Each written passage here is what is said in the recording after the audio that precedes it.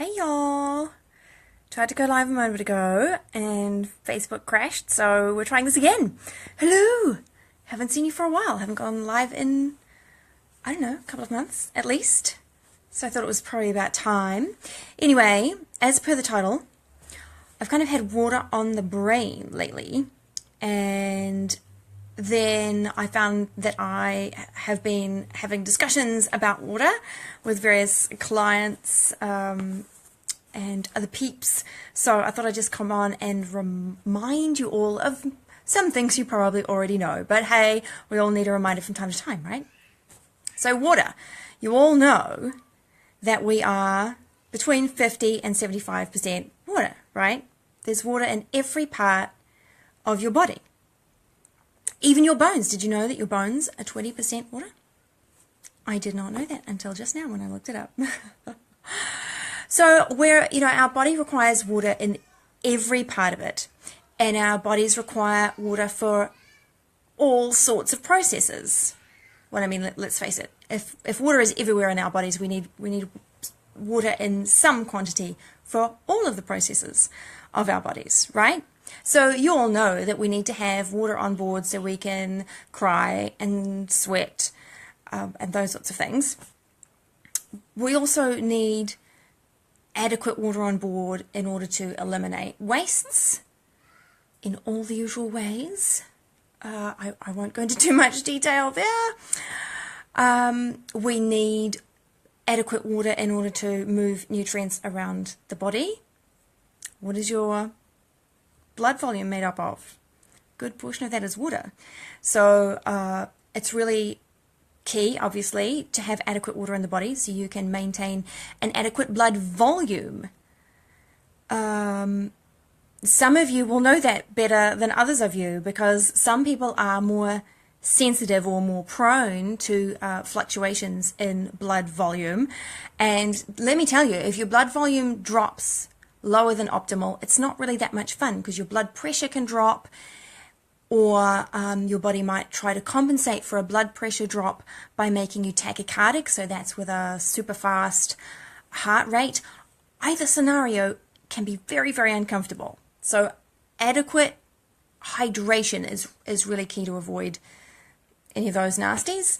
We also use water to regulate our body temperatures. You know that, because when you get too hot, you sweat. You've got to have water on board to do that, and sufficient electrolytes, but that's a story for another day. And we need water for things like lubricating our joints and maintaining our mucous membranes and all of those lovely things, necessary things. So you all get the picture. You all know that water is really important. What some people seem to be confused about, though, is maybe how much they should be drinking in a day. Right? And that's going to vary for every person. I know that for years now, years and years, there's been the general advice trotted out in magazines that you must drink 2 or 3, whatever, liters of water per day. Thank you for the likes, guys.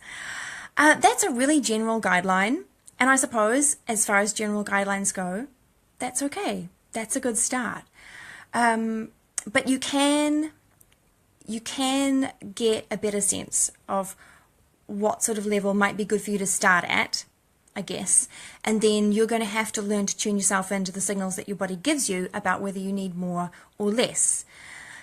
Some of the signals you might get that you perhaps need to hydrate better would be obviously a dry mouth, or that feeling of thirst. Hopefully you never get to the point of like sunken eyes and that sort of thing. That's not good territory to be in. But you can kind of get a feel for it.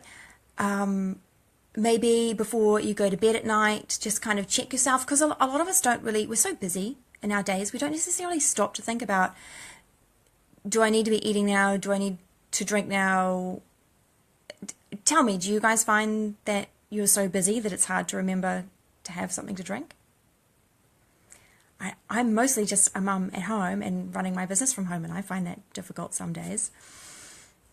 Anyway, I was saying, okay, so a general guideline. So we can do better than the just, oh, you should drink 2 to 3 liters of water a day in terms of general guidelines.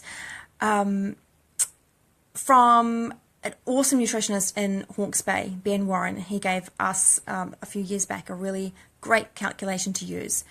I'm going to give this to you in metric because that's how I learned it from him, but and most of you, I guess, that are likely to be watching will need it in metric. So you just take your body weight, so say you're 60 kilos, and you multiply your body weight by 0.033. That's liters. That's liters of water per kilo of body weight. So a 60 kilogram person should aim to drink about 2 liters a day, or actually I believe it comes to 1.98 liters. Who cares about the 0.02? Or for instance, if you're an 80 kilo man, I was going to say, but there'll be plenty of 80 kilo women around as well, you might need to be aiming for more like 2.6 liters of water per day. And obviously this is going to vary, right? So if you're sitting in an air-conditioned environment in the summer, you're probably going to need more. Or if you're sitting in a really hot environment in the summer and you're perspiring a lot, then you may need more.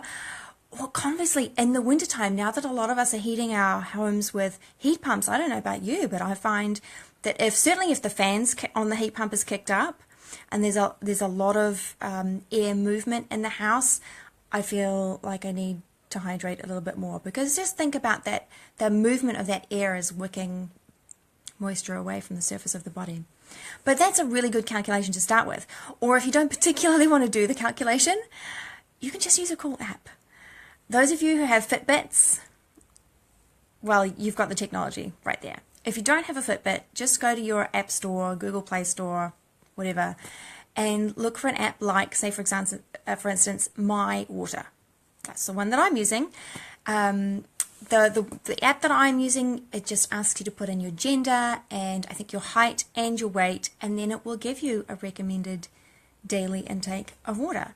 And then what you can do is every time you have something to drink, and I know this takes extra time and extra effort, but it's probably worth doing for a couple of weeks, right? You just punch in, every time you have something to drink, you just punch in what it is and how much it was, how many mils, and click OK, and it's going to add it up for you, and it will tell you what percentage you're up to for the day. I think currently I'm on 59% of my recommended intake for the day. That's probably not too bad for this time of the day. Yeah, thank you. Yeah, see, those apps are really handy. I would say do that at least for a couple of weeks, and then you're going to start to get a sense of what it feels like to be really well hydrated and what it feels like not to be, because if you check your app at the end of the day and you haven't hit 100% yet, you may be feeling less than optimal. But you might just need that cue. If you're not used to paying attention to how well hydrated you are, then an app like that's just really useful for helping you to learn, okay, I've hydrated suboptimally today, how do I feel? Right? And then the next day, okay, I've hydrated to 100% or 105% or whatever. How do I feel now? Okay, there's the difference. And then you're learning. So I guess that's all I have for you on water today. Please drink it. Obviously, all of your fluids are going to contribute to some degree to your level of hydration. So I talk about water, but obviously there are waters, and there's water and other things that you're drinking. I drink a lot of herbal infusions. I don't really drink coffee or caffeinated tea anymore, so it's easy for me.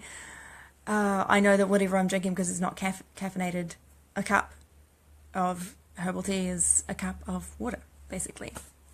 That makes it simple. But use one of those apps, especially if you're into drinking different sorts of beverages, and you might find that it calculates the different beverages slightly differently.